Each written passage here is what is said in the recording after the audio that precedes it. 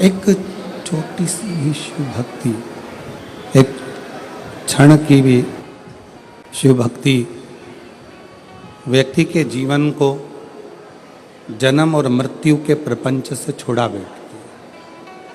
आप जितनी देर भगवान शंकर की भक्ति करें, आप जितनी देर भगवान शंकर की भक्ति करें, ये विचार कर कर करें कि हम जन्म और मृत्यु के इस प्रपंच से छूट जाए। 83,99,999 योनियां काटने के बाद ये मानव की देह मिलती है और ये 84 लाखवें नंबर की है।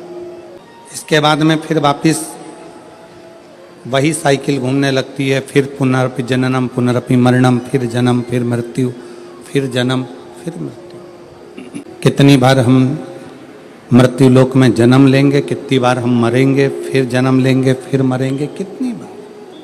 कहा स्कंद पुराण में नागर खंड में एक बड़ा सुंदर संवाद आता है कात्यायन ऋषि का। स्कंद पुराण के नागर खंड में कात्यायन ऋषि का चरित्र आता है कि कात्यायन ऋषि ने भगवान शिव और माँ आद्य शक्ति की साधना करी। पूछा कि यह साधना करने का कारण क्या है। आप यदि कथा में जा रहे हो तो लोग आपसे पूछेंगे क्यों जा रहे हो, किस लिए, वहाँ क्यों जाना, किस लिए जाना, किस कारण। आप दवाई खा रहे हो तो लोग पूछेंगे दवाई किस लिए खा रहे हो, क्यों खा रहे हो, क्या कारण है, क्यों खाई जा रही। स्कंद पुराण का नागर खंड कहता है कि कात्यायन ऋषि भगवान शंकर की और माँ आद्य शक्ति की आराधना कर रहे हैं। पूछा, देव ऋषि नारद ने आकर पूछा कि कात्यायन जी आप क्यों आराधना कर रहे हो, किस लिए। कात्यायन ऋषि बोले कि मैं बार बार जन्म ले रहा हूँ, फिर मर रहा हूँ, फिर जन्म ले रहा हूँ, फिर मर रहा हूँ, फिर मेरे प्राण छूट रहे हैं, फिर जन्म ले रहा हूँ। ऐसा करते करते मेरे ना जाने कितने कितने जन्म निकल गए, पर मेरी गति नहीं हो पाई। भगवान शंकर की कथा में पहुँचने की उमंग, उत्साह अगर तुम्हारे दिल में आया है तो समझ लेना कि अब हम बार बार जन्म नहीं लेंगे और बार बार मृत्यु के प्रपंच में नहीं पड़ेंगे। अब हमें शिव मिल गया। लंका का राजा रावण शंकर भगवान के कैलाश पर्वत को क्यों उठा रहा था, किस लिए। कभी स्मरण करिएगा आप, विचार करिएगा आप कि रावण में ऐसा क्या था कि रावण भगवान शंकर के कैलाश पर्वत को उठाने में लग गया, भगवान शंकर के शिवलिंग को ले जाने में लग गया। आखिर वो कैलाश पर्वत में, वो शिवलिंग में ऐसा क्या है जिसको वो उठाना चाहता है। शिव महापुराण की कथा कहती है रावण ने अपने भाई कुबेर को सताकर कुबेर के सिंहासन को छुड़ा लिया। रावण ने अपने भाई कुबेर को सताकर उसका पुष्पक विमान भी ले लिया, पर रावण कुबेर का सिंहासन उठाकर ले गया। रावण कुबेर का पुष्पक विमान लेकर चले गया, पर रावण कुबेर के सिंहासन पर बैठ नहीं पाया। देवर्षि नारद निकल कर जा रहे थे, लंकापति रावण को देखा, रावण से पूछा क्या कर रहे हो। रावण कहने लगे कि मेरे को एक बात समझ में नहीं आती कि मैंने सारे इंद्र के सिंहासन को अपना बना लिया, देवताओं के सिंहासन को अपना बना लिया, सारे ग्रहों को अपने अनुकूल कर लिया, पर एक बात समझ में नहीं आती कि ये कुबेर का जो राज्य है, कुबेर का जो सिंहासन है, कुबेर का जो राज्य है, कुबेर का जो सिंहासन है, कुबेर का जो पद है, कुबेर की जो प्रतिष्ठा है, कुबेर का जो वैभव है, कुबेर का जो धन है, रावण कहता है ये मुझे कैसे प्राप्त हो, उसको मैं पाऊं कैसे। देवर्षि नारद ने कहा रावण क्या तुमको मालूम है कि कुबेर की सत्ता, वैभव, लक्ष्मी, धन, संपदा कहाँ पर है। रावण ने पूछा आप बताओ नारद जी की वो सत्ता, वो वैभव, वो पद, वो प्रतिष्ठा कहाँ है। देव ऋषि नारद के मुख से निकल गया कि जो कैलाश पर्वत है जिस पर्वत पर भगवान शंकर विराजमान होते हैं, उस पर्वत के ठीक नीचे कुबेर का पद, कुबेर की प्रतिष्ठा, कुबेर का वैभव, कुबेर की लक्ष्मी, कुबेर का धन, सब कैलाश पर्वत के नीचे है। और एक बात बहुत सावधानी से स्मरण करिएगा, आप सबसे इस पवित्र प्रांगण के अंदर बैठकर कथा सुन रहे हैं, आप सबसे निवेदन करेंगे कि कुबेर का पद, कुबेर का वैभव, कुबेर की प्रतिष्ठा, कुबेर का धन, कुबेर की लक्ष्मी सारी की सारी कैलाश पर्वत के नीचे है, अर्थात शंकर भगवान के चरणों में, शंकर भगवान के नीचे ये सारा धन, वैभव, प्रतिष्ठा सब दबी पड़ी हुई है। इसलिए लंका का राजा रावण मालूम पड़ने पर कैलाश पर्वत को उठाने लगा कि इसके नीचे से मैं लक्ष्मी को, वैभव को, धन को छुड़ा लूंगा, खींच लूंगा। पर वो प्राप्त नहीं हुआ, पर वो मिला नहीं। रावण ने फिर विचार करा कि अगर ये कैलाश पर्वत नहीं उठ रहा तो मैं समय आने पर लंका में शंकर भगवान को लेकर जाऊंगा।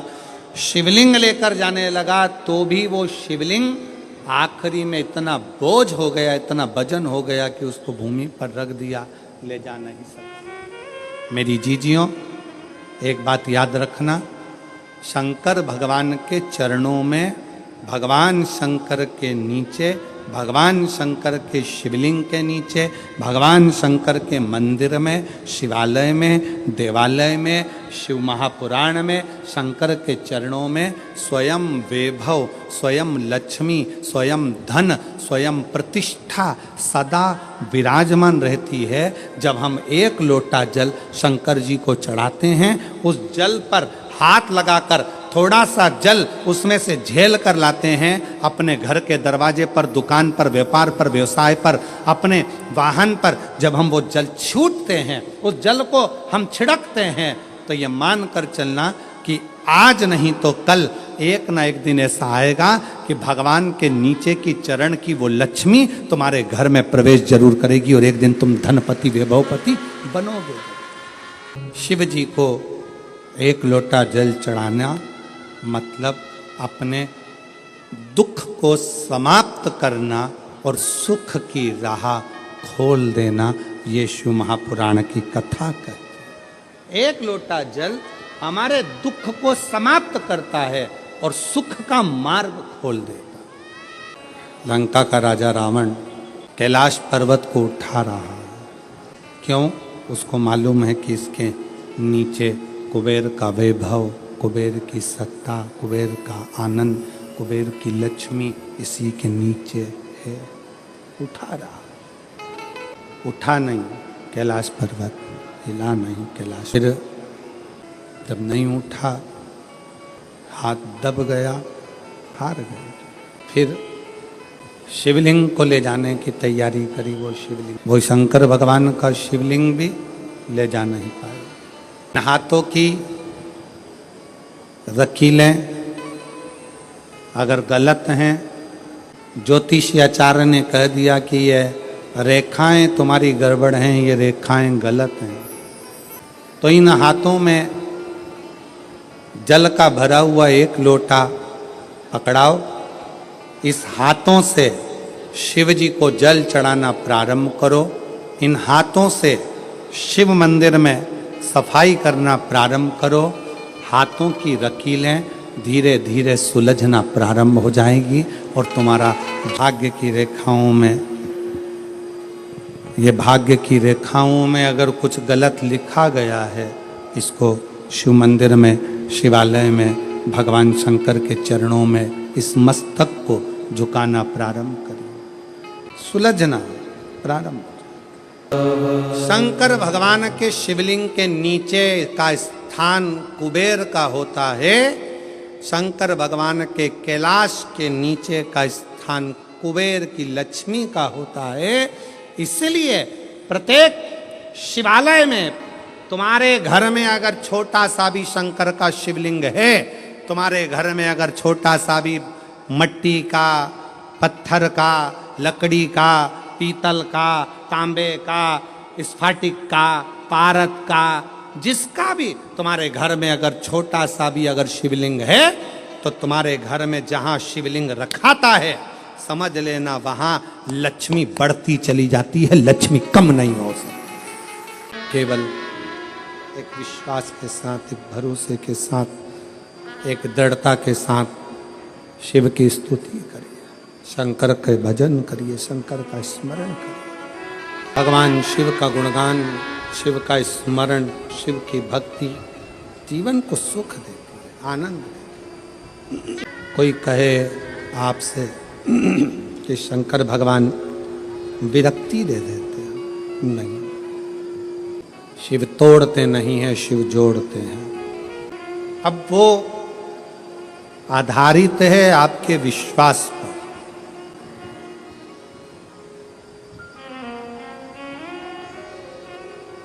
वो आधारित है आपके भरोसे पर, वो आधारित है आपकी दृढ़ता पर।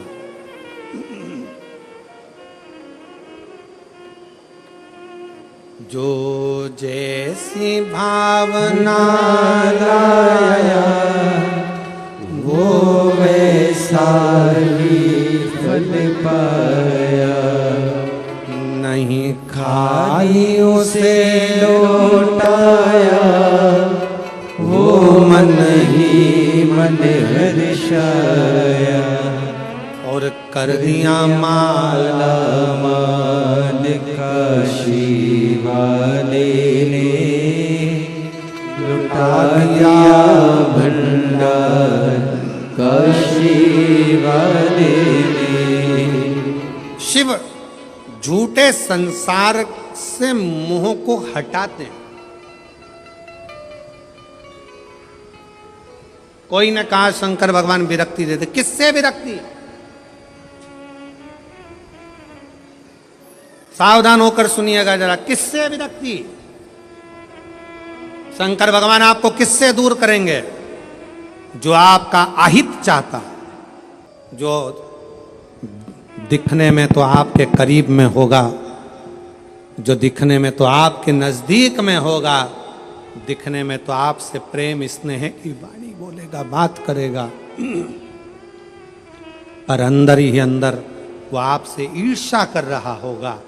ऐसे ईर्ष्या करने वाले से मेरा शिव तुम्हें दूर करता चलेगा। आजा दूर। शिव पार्वती की तप साधना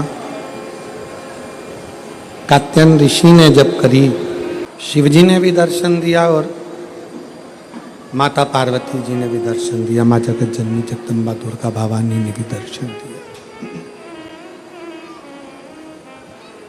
दोनों ने दर्शन दिया। पूछा क्या चाहिए तुमको, क्या दिया जाए, क्या प्रदान किया जाए, बोलो क्या दे। कात्यायन ऋषि, सबसे पहला वचन कात्यायन ऋषि ने भगवान शंकर और पार्वती जी से कहा कि मेरा ये जन्म और मरण का प्रपंच छूट जाए। स्कंद पुराण का नागर खंड कात्यायन ऋषि ने भगवान शिव जी से केवल जन्म और मरण का ये जो प्रपंच है इससे छूटना चाहा। जन्म और मरण के इस प्रपंच से हमारा छुटकारा कैसे हो, इससे छूटे कैसे?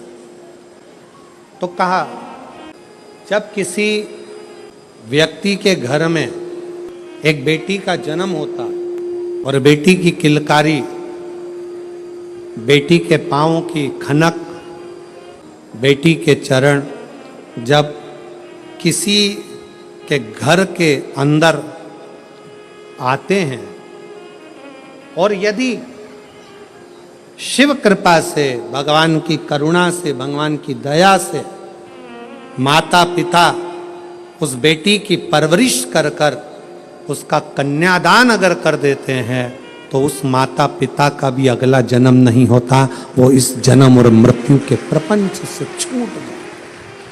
अब इससे सरल क्या हो सकता है, जरा विचार करिएगा। जरा बड़े बड़े तपस्वी तप करने जा रहे हैं, साधना वाले साधना करने जा रहे हैं, उपासना वाले उपासना करने जा रहे हैं, व्रत वालों ने व्रत रखा, साधना वालों ने साधना करी, तपस्या वालों ने तपस्या करी, और कंदराओं में बैठकर कोई संत बन गया, कोई साधु बन गया, कोई तपस्वी बन गया, कोई साधक बन गया, कोई उपासक बन गया। किस लिए? कि हम जन्म और मरण के प्रपंच से छूट जाएं।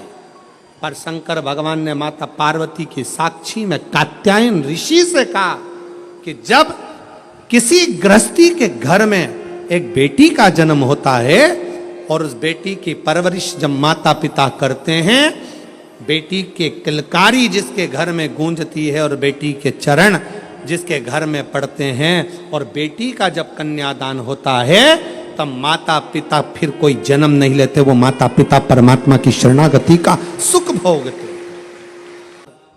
दक्ष प्रजापति के घर में बेटियों का जन्म हुआ था, दक्ष प्रजापति ने बेटियों का कन्यादान किया था, इसलिए शंकर भगवान का अपमान करने के बाद भी दक्ष प्रजापति नरक नहीं भोगा है। दक्ष प्रजापति मरण शीश कटने के बाद बकरे का मुख लग गया और बकरे का मुख लगने के बाद भी स्वर्ग भोगा है, वो दक्ष प्रजापति है, क्योंकि बेटी का जन्म ही प्रबल है। सुखी वो नहीं जिनके घर में धन की पेटी है, सुखी वो हैं जिनके घर में मुस्कुराती बहू और बेटी है।